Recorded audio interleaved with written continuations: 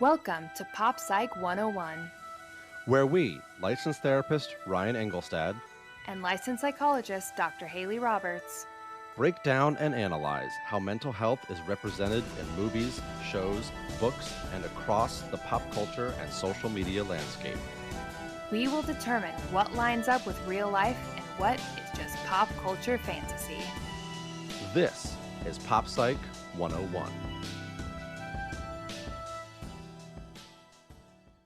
Welcome back to Pop Psych 101. I am licensed therapist Ryan Engelstad, here as always with my superhero co-host, Dr. Hayley Roberts. Hello, hello. Hello and welcome back, Hayley and listeners. We are very excited to be talking about She-Hulk today. Yeah. A weird show, a different kind of show, both for us and for the Marvel Cinematic Universe. It's a lawyer, procedural, comedy. Who knows exactly how this will be described, but it was really fun and different, and we're going to have a lot of fun breaking it down. But Hayley, I couldn't help but to picture myself as the therapist of Jennifer Walters or some of the other superheroes that we meet in this show, because it felt so grounded in reality. Like, this didn't really feel like a superhero show as much as a lawyer comedy that happened like a to human have people show with superheroes in it. Yes. Yeah. And they also bring up therapy so much, or like therapy concepts.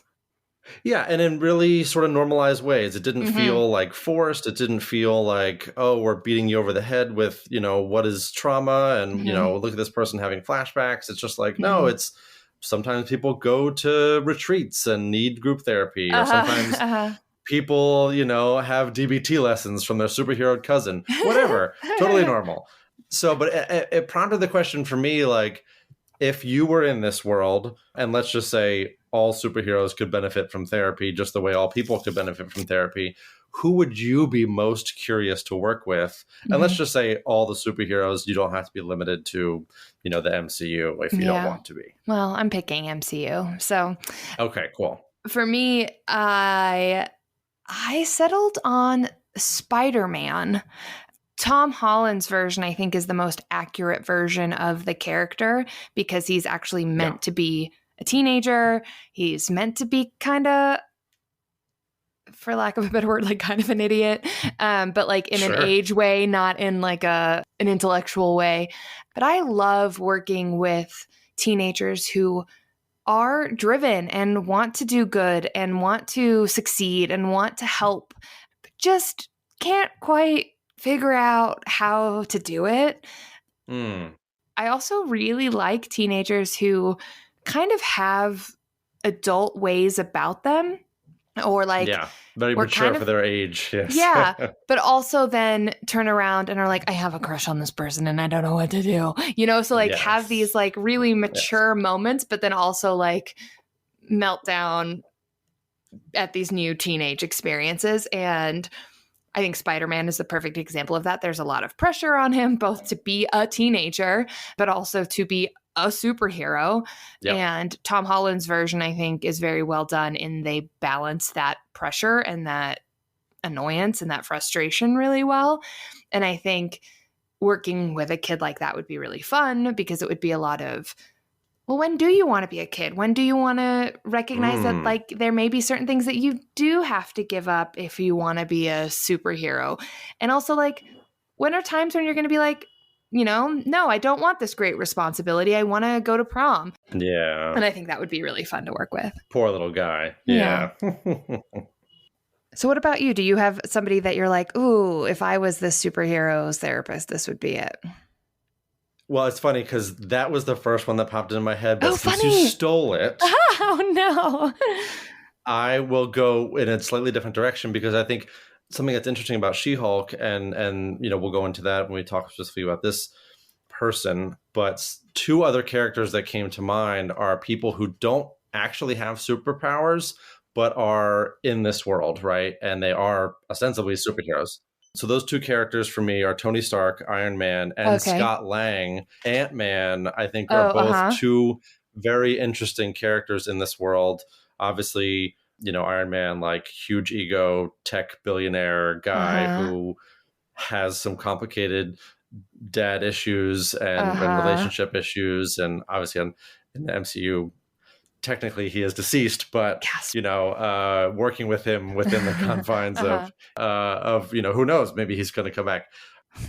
Metaverse would be one. And if we're sticking with like who's still alive, Scott Lang I think is a really interesting character because similarly to Iron Man, no superpowers, right? Just like he's like a good criminal, so he was given this suit that allows him to be an even better criminal in the sense that he can, but he's now also part of this superhero team, and he's got some family issues, like he's divorced and he still has a relationship with his teenage daughter, but his wife remarried, and it's like, oh my God, that combination of stressors is just fascinating, right? Where family dynamics and fatherhood. Oh, but also like on weekends, I go into the quantum realm and keep reality from disintegrating or whatever his adventures would involve.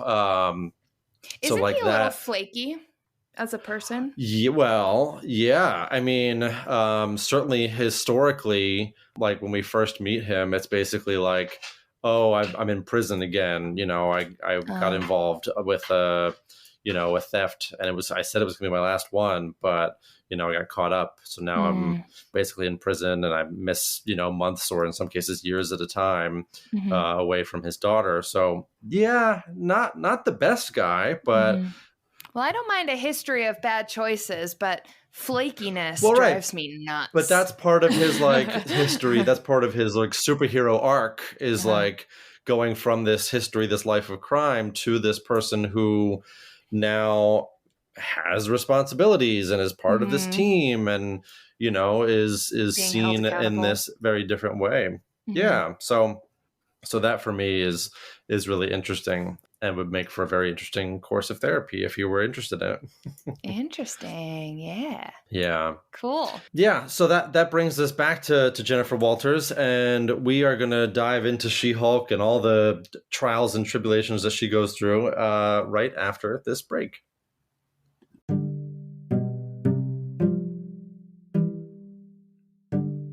Hey everyone, Ryan here. No ad this week, but a quick request.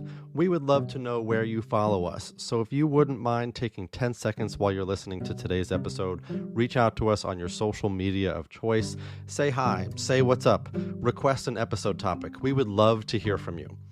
And now, back to the episode.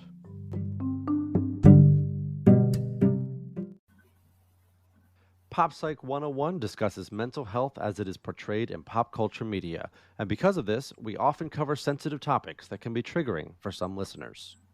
We also delve into the characters and plots of these stories, and therefore, spoilers abound.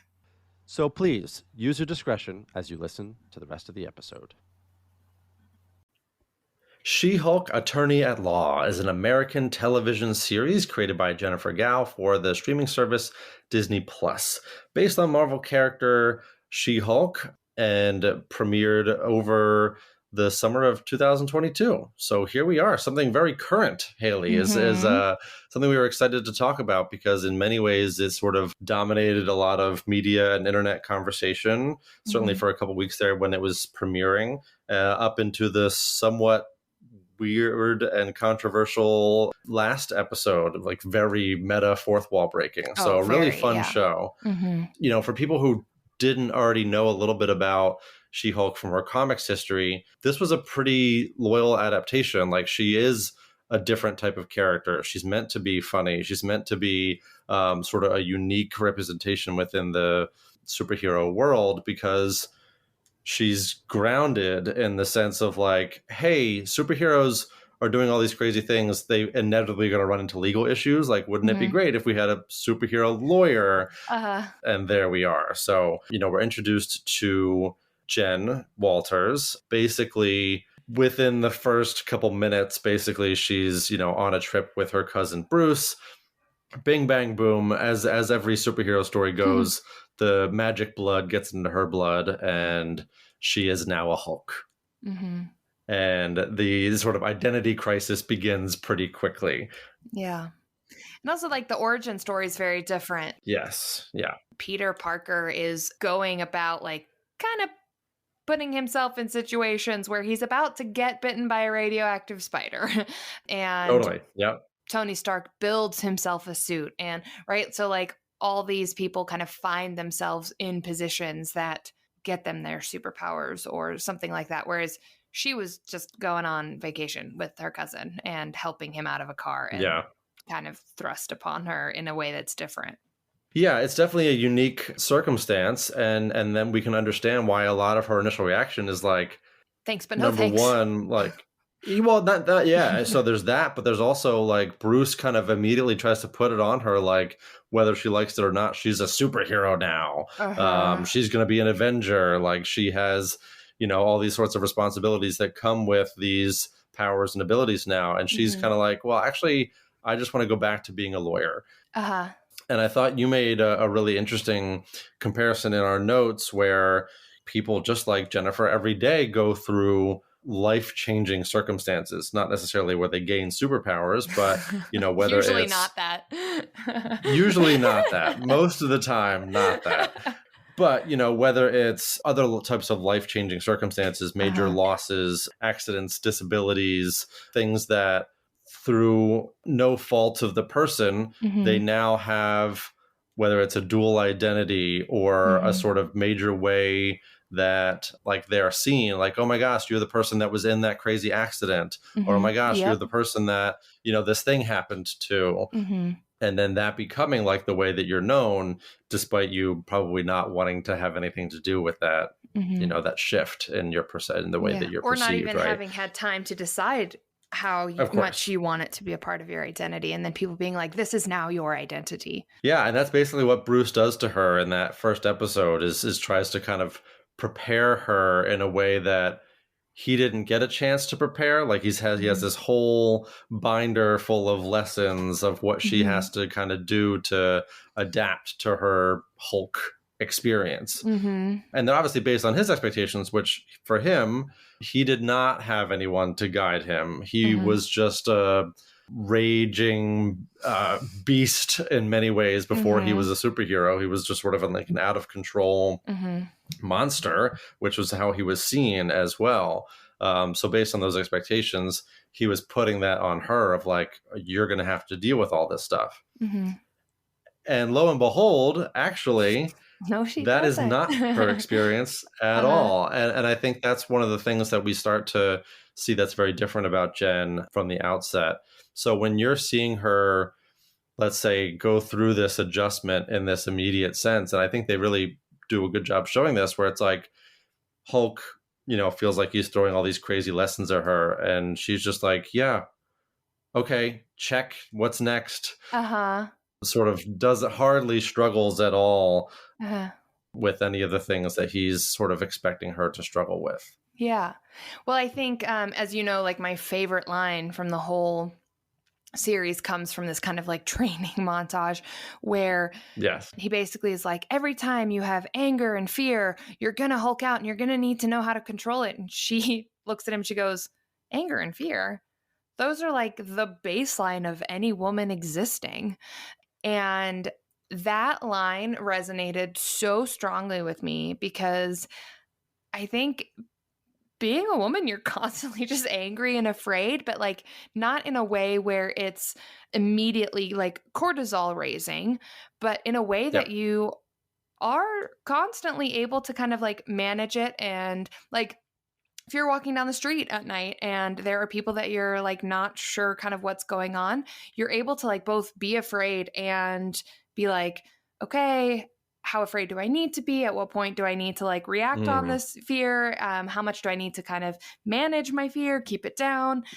And so Jen is basically goes through these situations like when he blows the horn in her ear, or when the men hit on her outside the bar, or when he makes the like chainsaws come at her. She has very fearful reactions in those moments, and she hulks out in those moments. And then immediately, as soon as she realizes like there is nothing immediately for me to be afraid of, is able to be like, okay, I'm still Hulk form because that was still scary and my biology is still reacting to it. Also, I can move forward pretty naturally.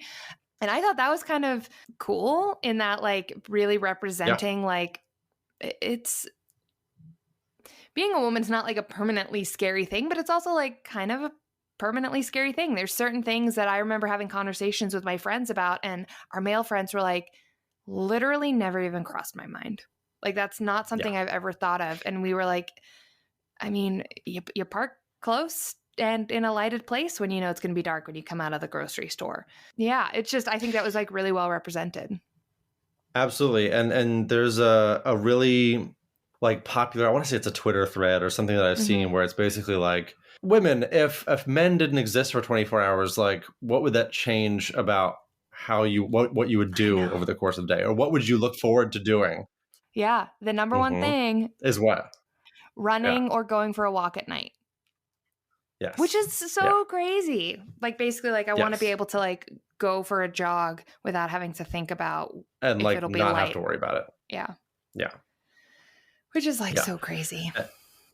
It's sad, and I think that people don't really understand, you know, because I think when people see that answer, certain types of people, it's like, well, why can't you just do that? And it's coming from that place of really not knowing, really not understanding what Jen tries to tell Hulk, which is basically like, yeah, you took years to get your anger under control because you never really had to before.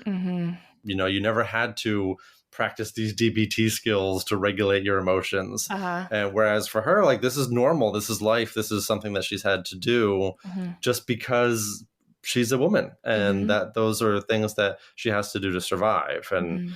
And beyond survival, you know, there's also like cultural and social expectations too, right? Oh, absolutely. So you have, as a woman, you have this anger, you have this fear, you have all the emotions that men also have. However, the emotions that men are more freely allowed to show, women are not really allowed to show. Well, actually kind of emotions across the board, because, you know, then the words hysterical or emotional or crazy come out if a woman expresses her emotional experience in a emotional way. And so, yeah, like kind of Hulk basically says to her, like, emotion's bad. Like, that's kind of the message he sends to her, which is kind of the message we are sent in our culture, is like, just kind of be emotionless, which, like, sure, that would be nice, except for the fact that, like, that's not the human experience. Yeah. And even if it's not emotions bad, it's emotions dangerous, right? And we see Hulk try to kind of like trigger her. You know, he sets off noise to wake her up in the morning, and she turns into a Hulk. But unlike Bruce's early experiences, she's in full control even as her She-Hulk form, right? So for her, it's like she can be angry and also herself, whereas that was not Bruce's experience. If he was angry and he turned him into Hulk, it was just raging monster out of control, which, you know, as he acknowledged, like took him years to kind of be able to meld those personalities. So it wasn't either Bruce or Hulk, it was Smart Hulk, which is such a funny an identity like way reframe to represent how he's come. How he's come to terms with it. Well, and one thing that I really liked was one of the episodes was titled "A Normal Amount of Rage," and it was basically in this training montage kind of moments where she basically was saying like, "No, I'm not overwhelmed by my anger. I'm just angry." Or I'm not overwhelmed by my fear. I'm just afraid. And I think that that is a really cool kind of like acceptance. Like approach of like, this isn't an abnormal amount of rage. I am angry. This is a normal amount of rage. And I really loved that. The whole narrative of like, you can be angry, you can be afraid, and still decide how you want to engage with that. And in some circumstances, like the courtroom with Titania, she engages in a typically aggressive, angry way. And sometimes she crosses her arms and rolls her eyes. And I think that's a cool representation of that. Yeah, absolutely. And, you know, she basically proves to Bruce, and the line that I love is like, I think she basically turns to camera, which is this sort of ongoing fourth wall breaking tendency that Jennifer Walters has, which is amazing. And she basically says, I was right, Bruce was wrong, and I never have to be a Hulk. Anyway, so now I'm going to win this case, lawyer show. And that's how she like tries to control her narrative. And, and I guess to defend that attempt, like this is something that I think is not just a woman experience, is a lot of people that you and I see in therapy, where it's like, my job wants me to be this all the time. Like I'm supposed to be available to receive emails and send messages all the time. Like that's what I'm supposed to be to them. I think this has especially been true for people in the pandemic, where it's like the lines between family life and work life have just completely been destroyed at worst, blurred at best, right? Because you're not leaving the office. And much like, well, right, exactly. And much like Jennifer, it's like, no, lawyer show. Like I'm a lawyer, forget all this other things. Like I don't have to be that. And I think a lot of people are sort of wrestling with that same sort of identity boundary of like, who do I want to be? And I'm going to control when I get to be that thing, or if I ever have to be that thing. In the case of her, whether or not she's a Hulk. And unfortunately, she learns some lessons about that. And I think that like there's such a thin line, and it's a lot of the work that I do between what's in our control and what's not in our control. So for example, if somebody's like, oh, I don't want to be this person's daughter. Okay, but if their genes made you are their daughter. However, you don't have to take that identity on, and you don't have to engage with them, and you don't have to have a relationship with them, and you don't have to move forward considering them a part of your story. However, you can't change the fact that they are your biology, right? And so for her, what we see is that, yeah, she can de-Hulk herself as easily as Bruce, or much more easily than Bruce can. However, when she gets angry or afraid or things like that, or emotional, she naturally hulks out as well. So she, unless she expects to never be afraid or never be angry again, that's one thing that she can't control. She can only control kind of how she reacts to it, or how she uses it, when she uses it, how she uses it, and then how much she makes it a part of her identity, which, as we see over the show, she kind of gets pressured into like accepting and engaging the identity. Well, yeah. So some of those challenges that she faces is even like the first time that she basically like publicly transforms in court. She basically immediately loses her job, right? Even though she saved the jury and kind of, did a superhero thing, immediately it was looked at as like a liability. So it's like, oh, this thing that you thought that you did that was good, actually you're losing your job because of it. So immediately she sees this sort of consequence of, do I embrace this part of myself? Do I deny this part of myself? And then when she ultimately gets offered the job as a superhero lawyer in the superhero law division, she's initially very excited, which of course, but then it's like, oh, but actually we are hiring the version of you identity. that, yes. Right. So now even further blurring the lines between when does she get to be herself, who is herself, right? And I think especially in the context of a job, it becomes a really difficult thing for her to find acceptance and find people that like her just for who she is when she wants to be herself. And, I think these are some really interesting themes that are like very normal things that we would deal with in therapy, aside from the sort of typical like, oh, I've been depressed for the last 6 months and, I need to come into therapy. It's like, obviously that's a good reason to come into therapy, but so also is, I'm really struggling with, my identity at work, or I'm really struggling with work-life balance. Like those are absolutely appropriate reasons to come into therapy as well. Or like, I have always wanted to be a doctor, and so I went to pre-med, and now I'm applying for med school. Now I'm in med school and I hate it, and I don't think I want to become a doctor. Like that, there's such a fear of letting go of a plan that you've always had or had for a long time, or even a plan you've had for a short time but have invested a lot in, and being like, this is so much a part of who I am.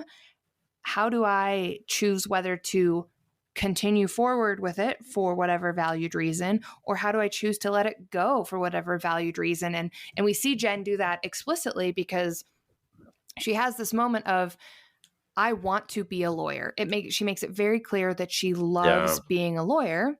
We also know that she does not love being the Hulk or a Hulk. And then she's given this opportunity of, okay, circumstances have made it really hard for you to be a lawyer. However, if you're willing to be She-Hulk, you can then do this thing that you love. And she ultimately is like, as long as I get to be a lawyer, I will do this thing. But then she even starts doing it kind of in service of other things like getting dates, but in a way that is not as fulfilling. So at work, it ends up being fulfilling because she gets to be a lawyer. She likes doing the law, things like that. But then when she Hulks on dates, she doesn't feel seen and she doesn't feel connected with or accepted as a whole person, a whole being. Yeah. And so in some ways, hulking out really serves her, and in other ways it really doesn't serve her. Yeah. Well, yeah, because, there's this literal demand for her to be She-Hulk, right? It's like people are celebrating her and excited when she shows up as She-Hulk.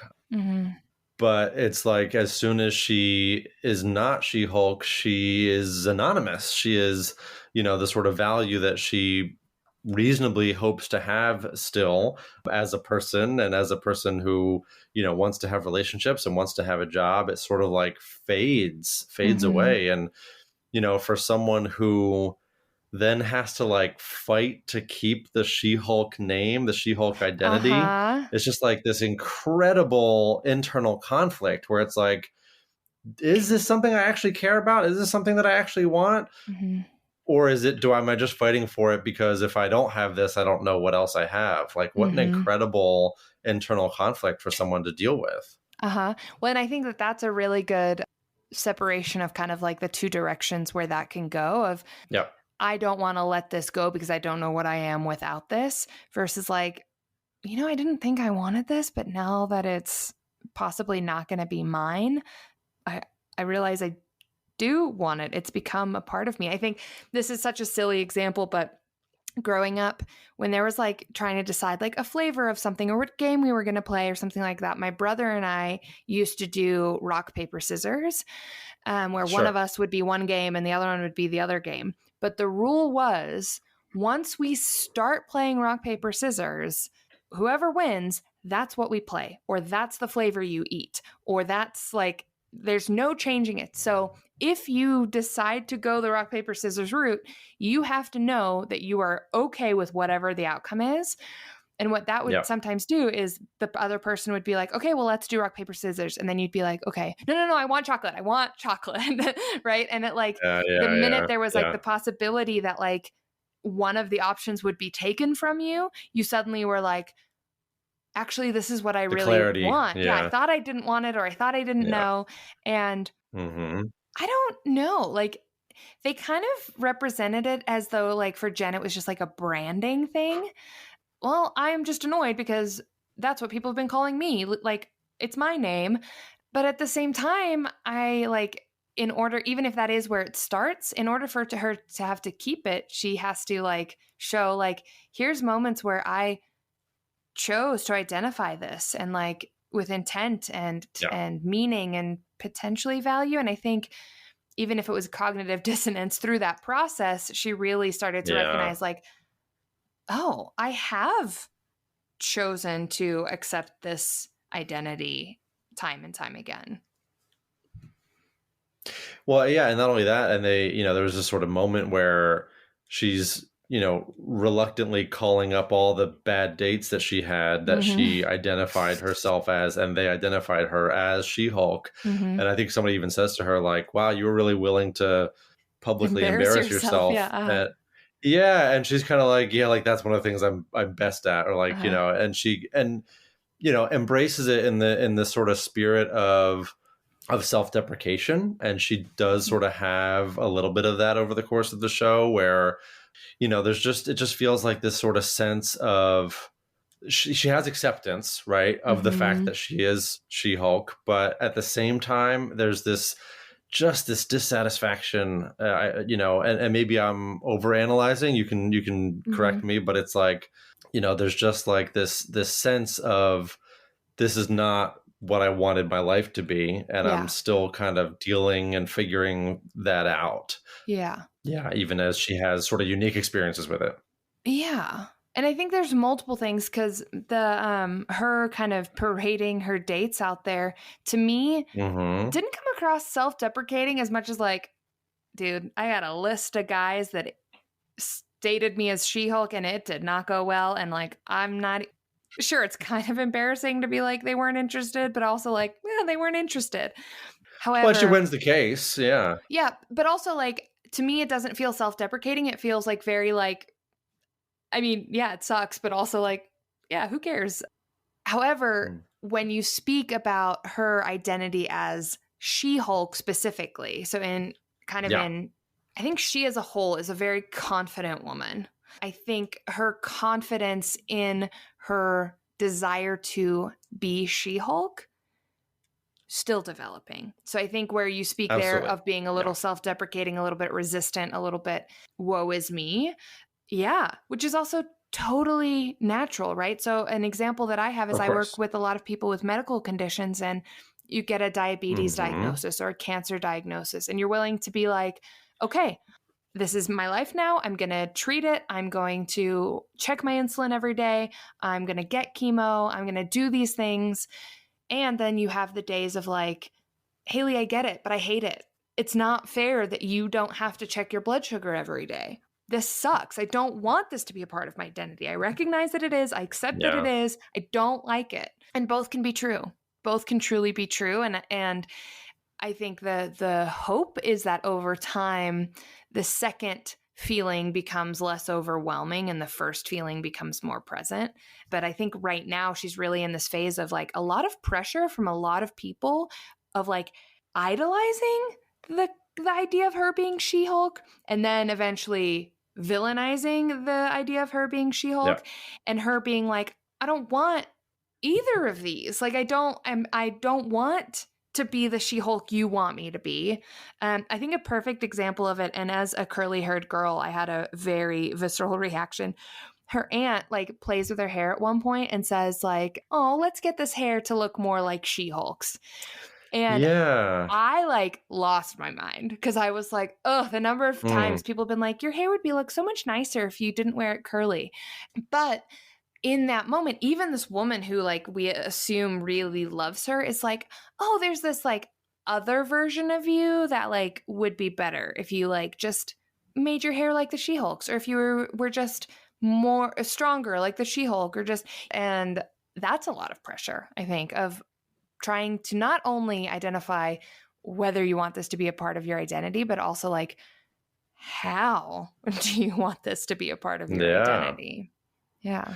Well, right. Because again, this sort of overarching theme of like the narrative, the degree to which she's in control of the story about her, right, as She-Hulk, right?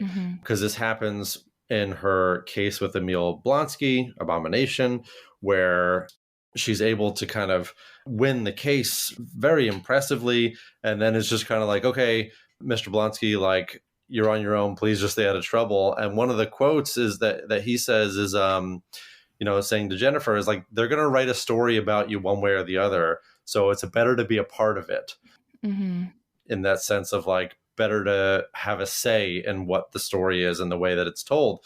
And then she proceeds to go on the news and sort of defends the She-Hulk name, and that even if she's not a fan of it, like it's stuck. So she's owning it basically.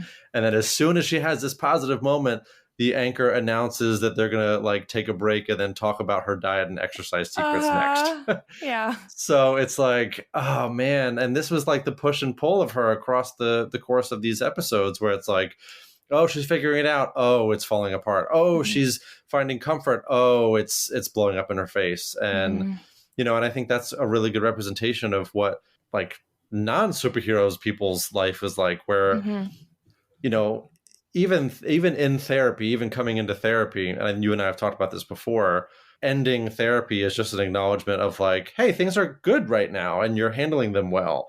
That doesn't mean that like it's a straight trajectory up from here on out because you finished therapy. Like there are going to be other bumps, and we see that those ups and downs for Jennifer throughout the course of the show, one of which leads her into group therapy, which I definitely wanted to talk about. Yeah. Right. Before you move on to that, I want to check in with you. Yeah. So the Emil Blonsky quote of like they're going to write about you anyway, so you might as well have a say in the story. How do you feel about that quote? So I think it mostly applies to people that I feel like are in the public eye. Well, I think you can have a say of like in your neighborhood or at your church or on your team or at work. Yeah. Yeah. So right. So that's why I say that is like the context is like, who is the they that we're thinking about, right? Because if it's your coworkers or your boss or your kids, like all of those things sort of take on a different weight or a different meaning.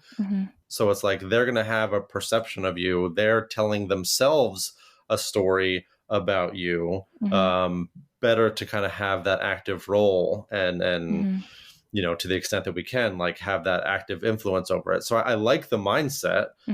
I think what I am nervous about when framing it that way for people is, you know, that sort of push and pull of like thinking so much about what other people think of you and the story that other people are telling of you, and both reconciling with that and trying to have a say and control it. And then just the other side of it is just sort of letting go and sort of like, well, yeah, they're going to tell whatever story they want. I'm going to kind of focus on me and my own story, which is sort of what we're seeing Jen do as well. Right. Of like, you know, I know how these stories usually go, and I'm not interested in participating in that. Yeah. Yeah. I think we ultimately kind of come to the same conclusion, but I have a different reaction to it, which is if they're going to say what they want to say, like, you don't need to say anything. Like, you get to decide whether you want to be a part of it or not.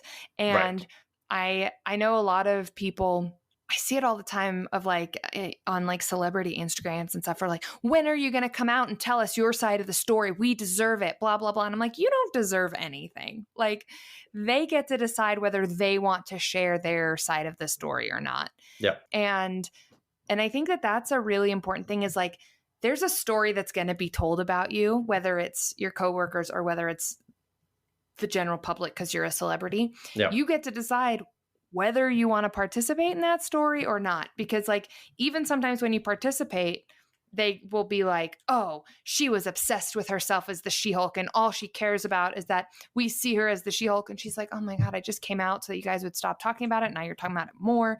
And so I think being really thoughtful of like, not what do I think I can control, but what do I want? I want to be able to say that I said this thing, or you know what? If they're going to write whatever story, I want to be able to say that I just continued to live my life the way I wanted to live it. Yeah. I don't know. That's my thought about that of like, there's often this like, so be active. Yeah. And I'm like, sometimes you don't have to. Like sometimes activity is less. Well, yeah, I think that's a good way to put it because you can be as active as you want to be. The story that other people are telling can have as much meaning as you want to give it. That's kind of how I think about it. Yeah. Yeah. Yeah. You can participate as much or as little as you want. Yeah. Totally. Okay. That group therapy. Well, yeah. So we see Jen go through some really difficult dating experiences. There's the crazy wedding episode where she ultimately does meet someone who the dating experience seems to be going well. And then she gets essentially ghosted by this guy who we later learn was like in with the intelligentsia man cult group. But as part of dealing with that loss of being ghosted, she ends up back with Emil. And little does she know that he kind of has his own little superhero group therapy. So I was so excited to talk to you about this dynamic because in many ways, it's obviously like a very unique circumstance, like we're talking to super-powered individuals and the challenges that they have to deal with. But in many ways, it's just all the same stuff. Oh my gosh, yes. Yeah. Yeah. I used to work with young adults on the spectrum and the one character who like doesn't want to take his like hedgehog porcupine guy outfit off or whatever. Yeah. although this was not the representation in the movie, very like similar to like in the group I used to do with these young adults of like, what might it be like to leave that stuffed animal at home? Or like, what might it be like to put on a different shirt tomorrow, even if it feels weird? And obviously not the same thing, but also very like when I saw that, I was like, oh, that's so funny. That reminds me of a very specific conversation that I had in group once, even though it's a completely different scenario. Yeah. And I just, the sort of arc of Jen initially being like, no, I'm not participating in this group therapy session, to the guy walking in who had attacked her. And then she turns into She-Hulk and attacks him back. I think in many ways, like justifiably so. Like, who the hell is this guy? Why is he here? And that, in a way, sort of that vulnerability of her showing that anger then showed the group that's like, oh, actually, there's more going on for Jen than just this experience, right? So they wanted to support her in, finding out about what was going on for her. And they did that in a really beautiful group therapy kind of way, where initially it's like, we're going to beat the hell out of that guy that ghosted you. And then like, oh, actually, maybe we can talk about how we can just practice acceptance and practice how we can sort of move on from that experience. Yeah. No, that was a very sweet moment. Yeah. And what was really nice was there was like, they must have had a therapist or someone well-versed in therapy on this writing team, because the like arc of that therapy group covered so much growth and development and like rupture and rapport and like fixing and like all sorts of like group dynamics and therapeutic dynamics that happen, and accurately too, in a very short amount of time. That was the least accurate part of like how quickly it all happened. Of course, right. But still very, very, very accurately done. Yeah, and that was such a fun scene. Yeah, and that sort of whole idea of like, can you just show us Jen, right? Can you basically like transition back out of She-Hulk, and much in the same way that they try to get the porcupine superhero guy to take his mask off. It's that same idea. And then they think this happens in group therapy all the time. And you and I don't get a chance very frequently to talk about group therapy, but this idea of taking your mask off, of really showing the group who you are or being vulnerable to them, is such a powerful experience. Yeah. To kind of get a superhero example of that, was really cool. Yeah. Because it's so much easier in like a one-on-one situation to get comfort and trust with one person to be able to be vulnerable. It's so much harder in a group dynamic where like you may like really be comfortable with one person, but like less comfortable with another, and maybe like not even on good terms with another, and figuring out how willing am I to be vulnerable with so many human variables. Yeah. So she comes out of this group therapy experience, let's say, with a shifted sense of self, of like, she has worth just as Jen Walters, and she proceeds to continue having worth as She-Hulk as she goes back to work and deals with superhero turned sort of supervillain and interactions with Daredevil. And we can go into that a little bit. But I thought some of the feedback that she got from Daredevil, Matt Murdock, was really interesting. He said that, Jen Walters can use the law to help people when society fails them, which I think was a really beautiful way of aligning with clearly what she likes about being a lawyer, right? And then he said, and She-Hulk can help people when the law fails them. So you can, if you choose, be the best of both worlds. Yeah. And I mean, hard to say it much better than that. Yeah. And that's my soapbox about this, the modern thing of like, be your authentic self. And I'm like, oh my God, what does that mean? As if there's just one answer. Yeah. Yeah. In this show, it would be like, well, she needs to figure out whether Jen or She-Hulk is her authentic self. And he's saying like, no, in certain situations, She-Hulk's the valued version of yourself. And in certain situations, Jen is the valued version of yourself. And so figure out which situation is which, and then choose that in that situation. And I love that, because I'm so sick of that. There's this idea that like we are one set of behavioral patterns across all circumstances. Like that would be bonkers. Like that would Well, just and that's what smart Hulk is, right? Is like, oh, you can't just be Bruce Banner. You can't just be a Hulk and take advantage of those things in separate situations. You have to like meld them into this thing that's effective in all situations and is, you know, but also realistically, like, so you're also a Hulk in all situations. Like that is not ideal. I mean, obviously you can find ways to make it work, and he talks about that, but that's sort of what you're talking about here, of that there has to be some melding, right? There has to be some sort of idealized version. Yeah. And that's why I think the conclusion that they ultimately came to, that Jen ultimately came to, was enjoying both parts of herself separately as needed, right? Yeah. And she ultimately did some really interesting things with those choices as she continued to kind of build out what that personality was going to look like. But we had one further challenge for her to face, and it was the sort of revenge of these intelligentsia guys, basically, who... angry white men.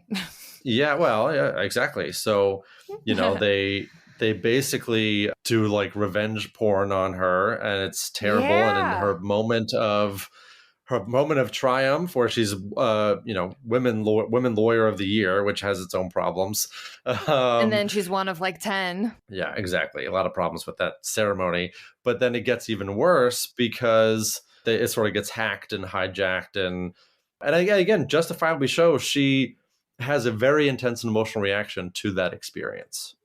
Yeah, incredibly embarrassed and ashamed, and her parents are there. Yeah. Yeah. So as therapists, you know, are you watching that thinking like, oh my gosh, how is she going to recover from this? Because obviously this is in many ways like the sort of rock bottom, if there is, like, of her experience. Like, it was sort of headed in this positive trajectory, and it's like, oh no, you know, in many ways we see some of these other superhero arcs where it's like, you know, you're talking about Spider-Man, like Aunt May dies, so now it's like, okay, now are you Spider-Man all the time and you gotta, you know, avenge and do all these things? Or is it, you know, in other words, what's your takeaway from this experience, right? Because she does Hulk out and she does go to jail and she does lose her job, but that's not the end of Jen's story. Totally. Yeah, I think what's so funny is that set of scenes. Yeah. What I thought was funny was I was so like, yeah, no, I get it. Like, I wasn't like, oh no, what are you doing? You're ruining everything. Yeah. I was like, oh yeah, this makes sense. And then when the like SWAT team had their like sniper lasers on her and stuff, I was like, wait, what's happening? Why are the police coming after her? Like, what happened? And truly, it took the start of the next episode for me to be like, oh, that was just in reaction to the emotional outburst. It didn't even occur to me. And then truly what I had to think about was, okay, in real life, if somebody had that level of ability and strength, that type of an outburst would be terrifying, particularly in the context of this Marvel universe where like superheroes getting angry and being out of control can be very dangerous for regular old humans. And so then I kind of had to like figure out the psyche of the others instead of her.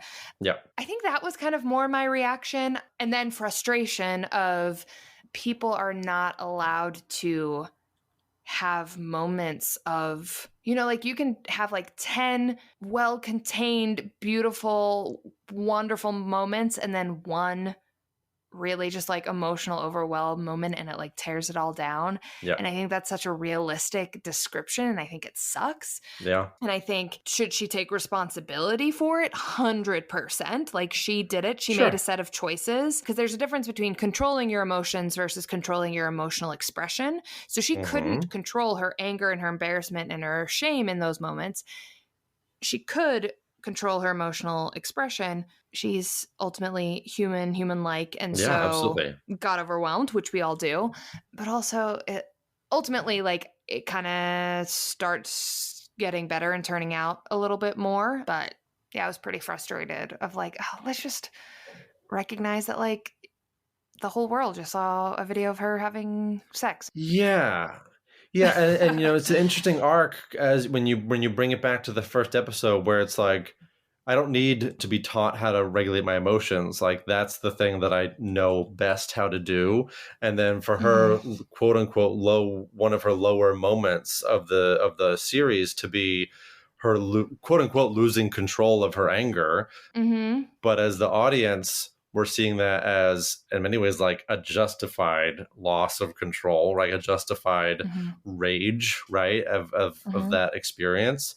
You know, I think it was a really interesting choice in terms of, like, how are they going to challenge this character? Because obviously they challenged Jen in the context of attempts at dating and sort of standard job challenges.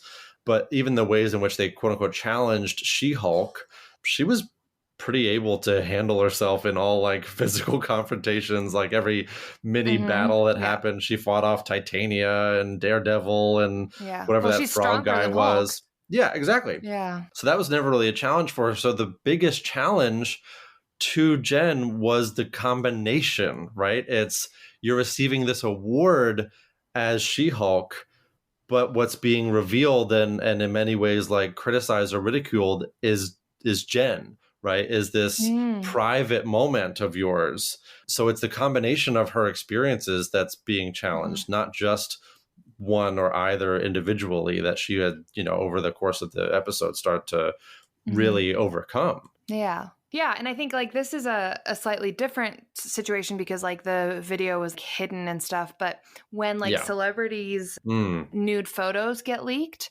that they've clearly taken themselves, of course, I frequently see the narrative become like, well, they shouldn't have taken those photos. Yeah. Blaming the victim. I'm like, no, somebody shouldn't have stolen and then leaked those photos. Like that's the gross part. Somebody enjoying their physique and sharing it with somebody that they're intimate with. That's not gross. That's not weird. It's the person who stole it and shared it that's weird. And in this situation, she gets blamed for her anger and kind of nobody talks about what set it off. And I think that like also like what I have seen frequently in my life is if two men get in a fight or an argument somewhere, people like talk about it that day, but then never remember it. If it's a man and a woman or two women, it gets talked about for weeks and weeks and weeks after, even if there was like nothing particularly dramatic about it. And it's because women aren't allowed to get like expressively angry. Yeah. And there are tons of examples out there like that. And that's why the episode after this outburst, where we see her recover from this experience, from losing her job, from going back and having to move in with her parents, like this real low moment. And what does she decide to do? She decides to go back to the retreat, to go back to group therapy and like, I just need to go back and get some support. I need to talk about this, or I need some alone time. And like, what a great people who will understand. Yes. What a great decision on her part. That's exactly what she needed. Yeah. And when she goes to do that, who does she run into? But the group that's basically been terrorizing her for the whole series of this show.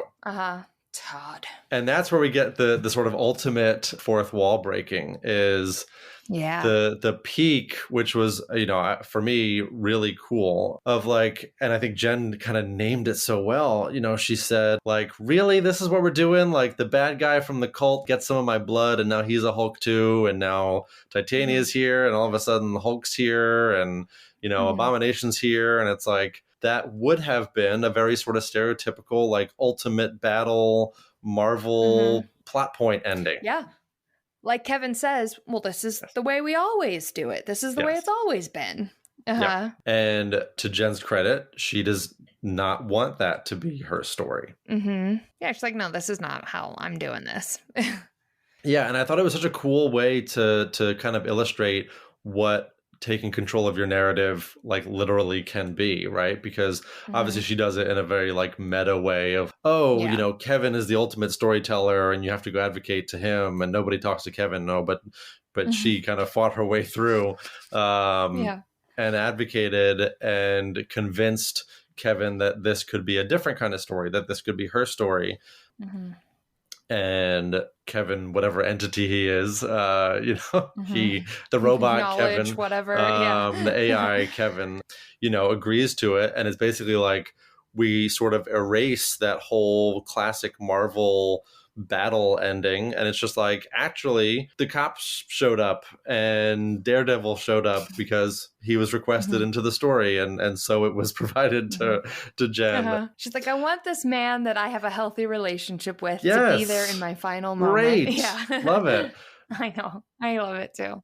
Yeah, because I think, that decision on her part to go take care of herself should be rewarded, right? Like that's the takeaway we as the audience and me as a therapist would want people to see. It's like, this at your lowest moment, you decided to go back into therapy, into group therapy, or go back to retreat to get support and space that you need.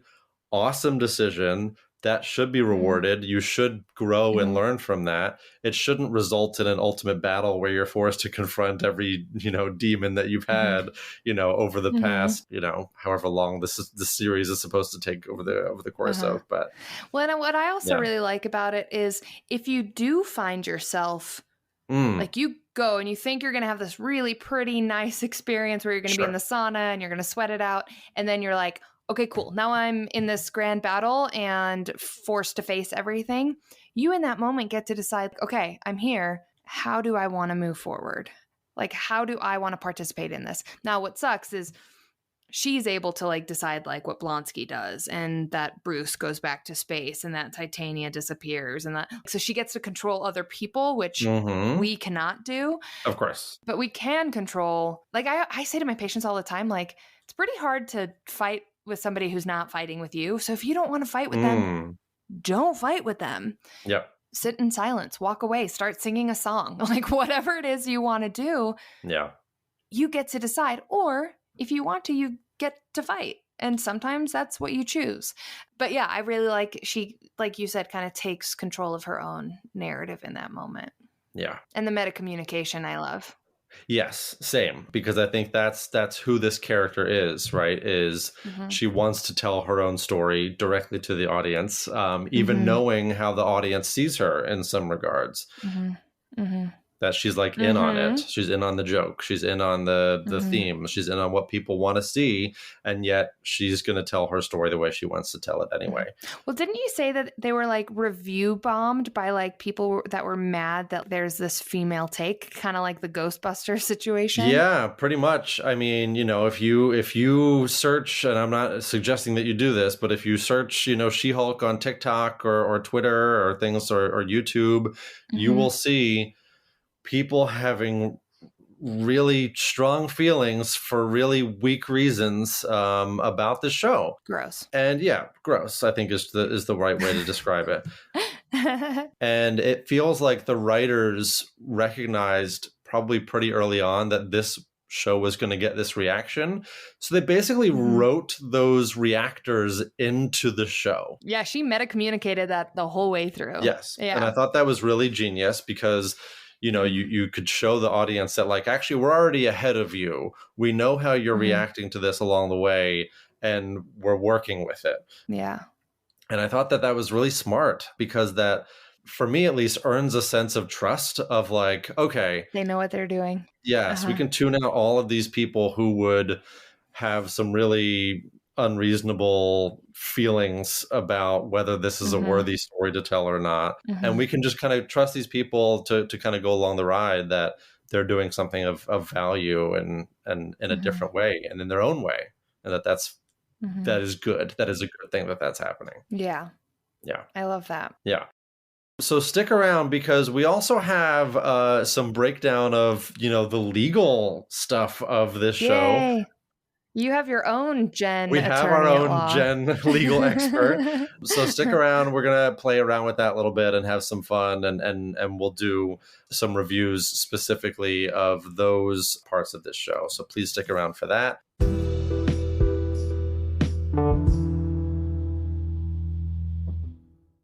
All right, so we are going to go from one Jennifer Walters She-Hulk attorney at law to another Jennifer attorney at law. My wonderful wife, Jennifer. Thank you so much for coming on Pop Psych 101. You're welcome. So one of the reasons we wanted to bring you on, obviously, is because you are also an attorney, and you can speak to sort of how accurate that was. But you have a startlingly a high number of other similarities to this character. And I just think it's funny. Maybe we start there. Maybe we could list off the things of how many similarities you have to Jennifer Walters. I mean, yes, we are both named Jennifer. We are both attorneys at law. We are both female attorneys at law, obviously. We were born in the same year. And most importantly, we both drive a Toyota Prius Prime, and we both clearly love them.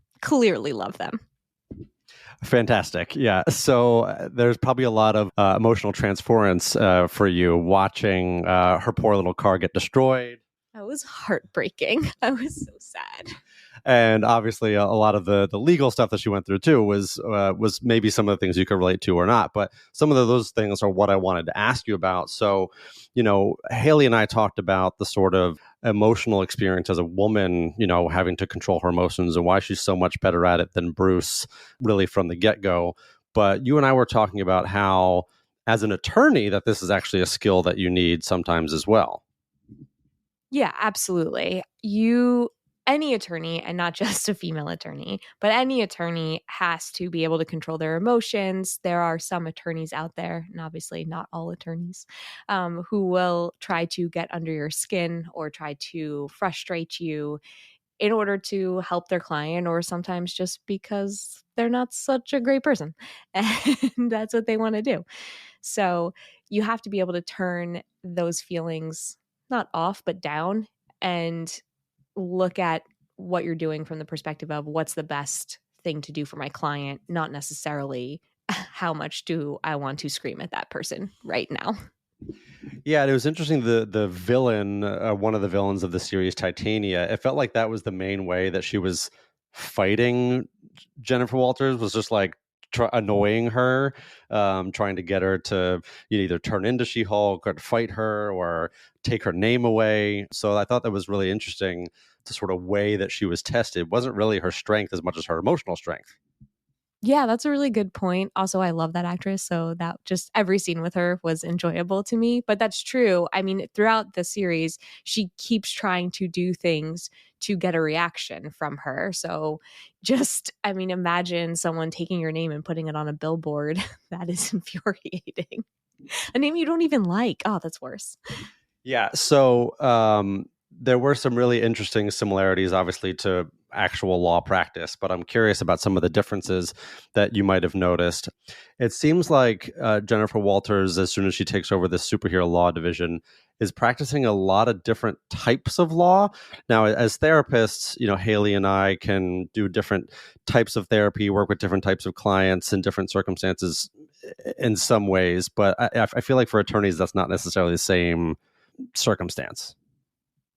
You're right. That's not really normal. Most people wouldn't jump from criminal, civil, complex commercial litigation, product liability, and a litany of other things. Most of the time, not all the time, there are some attorneys out there who will specialize in who will do more general practice, will do trust and estates, will do real estate closings, will do some personal injury cases.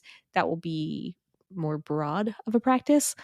But a lot of times, for the most part, attorneys will specialize much like every other job. Immigration law is extremely different from personal injury law. Personal injury law is extremely different from real estate law. There's not a ton of crossover, but that was fun to watch her jumping somehow from knowing product liability law to criminal law the next day. Yeah, and it sort of felt like a good way to again, sort of like stress her out. Is sort of like, okay, today you're defending this guy who actually it turns out might be a villain, and this other day you're trying to defend this person who is trying to get parole, right? So it's a lot of different types of circumstances, but she carried herself pretty well. So it was interesting that's.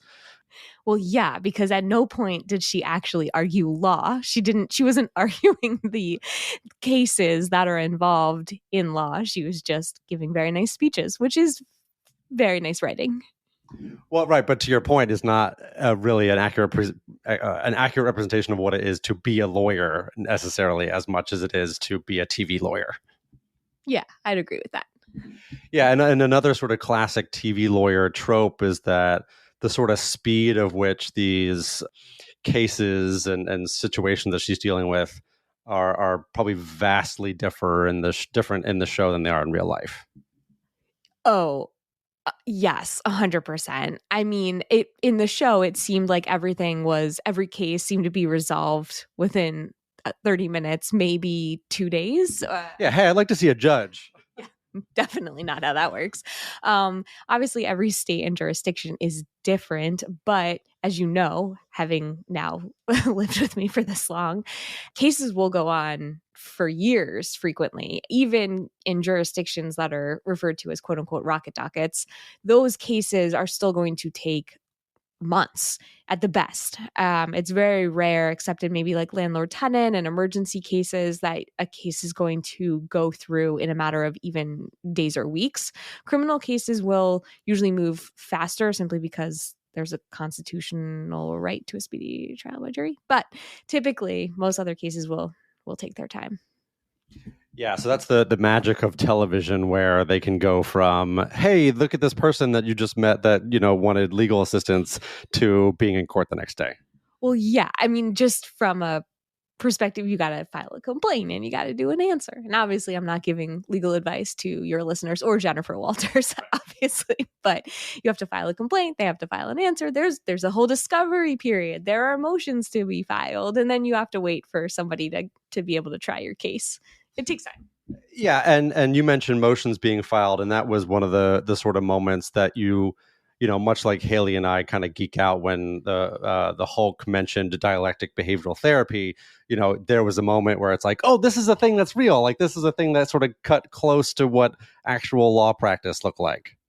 I can't believe you just told everyone how badly I geeked out. Yes, I did. I paused a million times to make you watch that with me, step by step. Yes. So that was actually a motion to compel, which is pretty typical in product liability cases that I've experienced. And that's usually something that people are fighting over the scope of discovery. And I want this discovery, and I don't want to give you that discovery because you're not entitled to it because it's not relevant. I actually very much agreed with Daredevil on this. I didn't think it was relevant. Sorry, Jennifer. Well, all right. And, not to say that she was a bad attorney, but she found herself in a lot of ethical gray areas, right? Where, oh, you have to defend this guy or get this guy off parole who tried to kill your cousin, or you're the plaintiff's attorney for someone who the defense is you have a transactional relationship with. All these sorts of examples of cases that, in her defense, she might have tried to get off of and not have to practice on, but she ended up doing it anyway. I mean, I imagine that that's very unrealistic. Like, if there's an ethical or conflict of interest, that's just sort of immediately addressed and changed in real world stuff. Yeah. One of the first things was the product misuse in the product liability case that she was handling, was that he was misusing the product, and she didn't know that before she filed a lawsuit on his behalf. That wasn't great. And then, usually, there's obviously, lawyers have to take a ethics test before they will be admitted into the bar. They have to take the ethics exam. And there's a whole series of rules that every state puts out as to what lawyers can and can't do. And it's usually, if you have some sort of a relationship, just like therapists, you can't have a relationship with your client for obvious reasons. And it's, for the most part, in my experience, I've seen it as the same as if you can't have a business relationship with your client. That's how I've always seen it, as a red flag if there's something there. So it's kind of problematic that, she was waiting for her beautiful dress from what ended up being the defendant in the product liability lawsuit. Yikes. Yeah, but it all worked out for her in the end, because the guy she was defending ended up being a villain who then she defeated with the other attorney who she also slept with. Oh, Jennifer, a lot of perhaps ethical concerns going on there all at once. But I think, and that's sort of one of the dynamics that I found really interesting, was as an attorney, she's sort of, put in this position of having to defend unscrupulous characters, which is not unique to the Marvel universe. Obviously, you know, sometimes you have to defend people who are guilty of terrible things and, you know, and or really sad circumstances. Accused of terrible. I'm sorry, you're absolutely right. Accused of, right. But even if you know that they did it, you still have to defend them. Everyone has a right to an attorney. Okay. Really, really good answers. So, yeah, I guess on that dynamic point, though, you know, if you were Jennifer's mentor, because we see her put in this position in this firm where she heads up this division, and she has her law clerk, Nikki, best friend, who kind of helps her navigate some of these circumstances. But you know, in a lot of ways, she feels kind of isolated on this team. And I wonder if you were her mentor, or if she had a mentor, you know, within the firm, which is pretty typical to have, you know, a sort of professional colleague in that role. What concerns would you have, or what would you hope to help her with as she navigates this, you know, new division circumstance she's in? Well, first and foremost, let me just call out Nikki is a paralegal, and she is paralegals are amazing and wonderful human beings. I'm speaking from knowing many amazing and wonderful paralegals. So that's first and foremost. I had to correct you there. Also, as her mentor, I think the biggest thing that I would be worried about for her is honestly that she has to present in a really inauthentic way, even in her own office. You have to defend or assist your client in the best way possible. You need to be able to put your emotions aside when dealing with opposing counsel. But ultimately, it's really important, at least in my opinion, I find it really important to be able to present your authentic self within your office space. And however you find being able to do that, and however you find being able to do that in your law firm world. And she couldn't do that. She had to walk around in this kind of full costume as a person that she didn't even like being. And I think that would be where I had the biggest concern for her if I was her mentor person. Yeah, when we see her kind of navigate that challenge in a lot of different ways, like forgetting to be, quote unquote, be She-Hulk when she enters the building, and, you know, and having to show up in court as She-Hulk, and all these sorts of, you know, circumstances, which, you know, I have to imagine when you're in court or in these sorts of very intense negotiations, to your point, like, you want to be comfortable. You want to be your authentic self. You want to feel confident. You don't want to have to feel insecure or unsure of yourself or wondering what other people are thinking of you. Like, that's got to take, you know, or I should say add even more pressure to the work you're doing. Yeah, I think when you're in court, there is a role that you are playing, and I don't mean playing as in, you know, playing. I mean, as it's a role that you put on. I mean, I think you even saw when we were in the middle of the pandemic and I was working from home, and our daughter kept coming up to me and saying, "Why are you yelling?"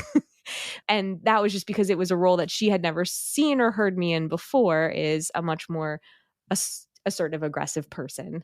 And I think that you need to be able to put that on when you're in court, when you're dealing with opposing counsel typically, but also that when you're in your own space and when you're with people who you're working with, it's really important to me to be able to reach out to them and say, "Hey, I have a question. What are your thoughts on this case?" So if you can't present as your authentic self, if you're putting on a front, even for the people who you need to ask for help from, that would give me pause. Yeah. And, you know, there are a lot of, you know, challenges we see Jennifer navigate, both from her emotional standpoint as she's being, you know, treated the way she is by people trying to date her, to then people who have like a weird obsession with her and trying to essentially ruin her life in one fashion or another. So she's dealing with an unreasonable amount of pressure in a lot of different directions while she's trying to do her job. So, you know, I think acknowledging that is really important. And in one of those circumstances where she's actually defending herself and trying to sort of advocate for her ability to keep her name, She-Hulk, she doesn't represent herself. She has another attorney with the firm who represents her in that case. And that's, I think, an interesting sort of circumstance that maybe people might not know, like, what that's like. Because much like people assume therapists oh, well, you're a therapist. Surely you just know, like, you could diagnose yourself. You could give therapy to yourself. Like, you can just sort of figure out those situations on your own. A lot of people might have the same assumptions about attorneys, like, oh, well, like, if you get sued, you can just handle that stuff yourself, right? You just know how to do that. So why would you need anybody else? But obviously that's not the case. And we see this example as a really good reason why you shouldn't be representing yourself if put in that situation. Don't do that. Don't ever. I mean, that's a general rule of thumb. I would say. I mean, that's from, what was it? That's the worst. The idiot. There's a very famous quotation about the idiot of a client is the one who represents himself.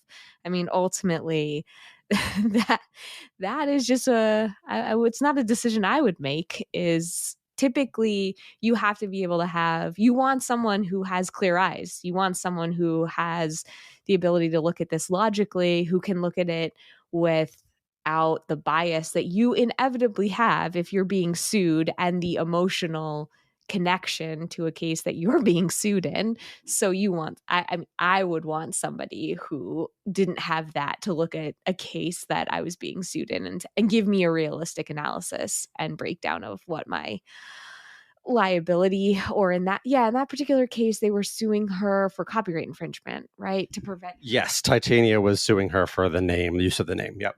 Yeah. I do remember that. Yeah.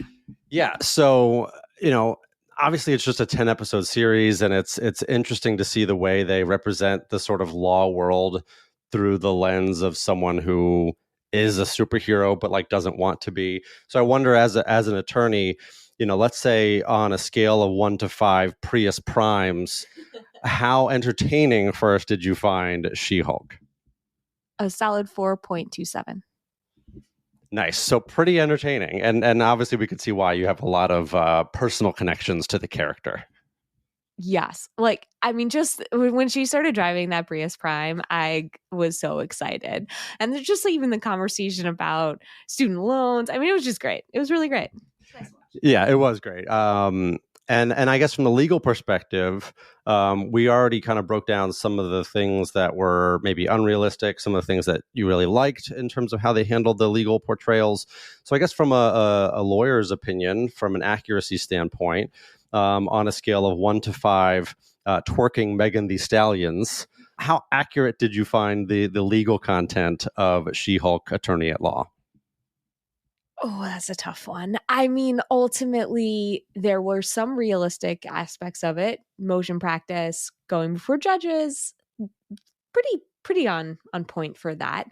Surprises in the midst of discovery, also pretty sometimes can be on point with that. I would say it was closer to a 2.7, somewhere around there in terms of accuracy.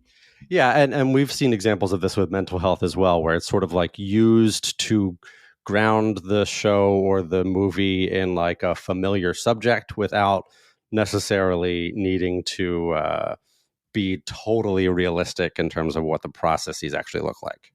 Yeah, 100%. I mean, again, cases go on for significantly longer than that. And it's kind of rare to have someone jump even from one side to the other in terms of plaintiff and defendant. And she moved very quickly from the state to criminal defense attorney. And that seemed pretty like, okay, yeah, that's a kind of normal trajectory.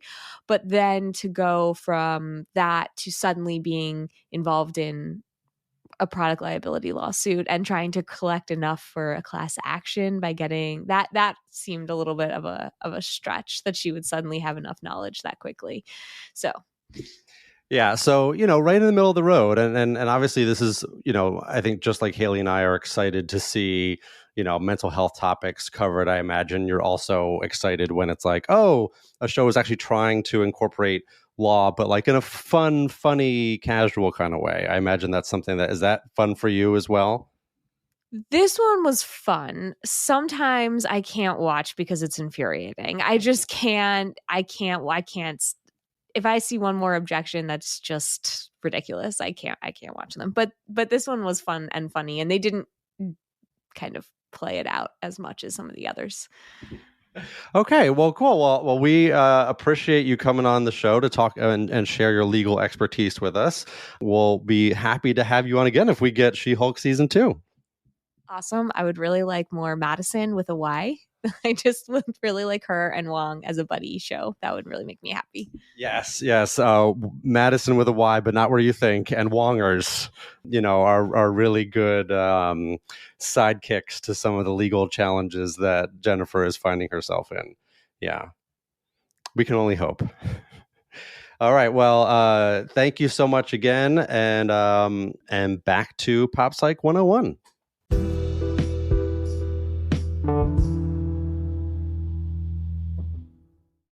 So, Ryan, for Yes. our reviews, we've just had a discussion of how legally accurate it was. But mental health accuracy on a scale of 1 to 5 super influencers, which, yes. Oh my God, I can't even. How accurately do you feel that mental health and therapy and human experience was portrayed in She-Hulk?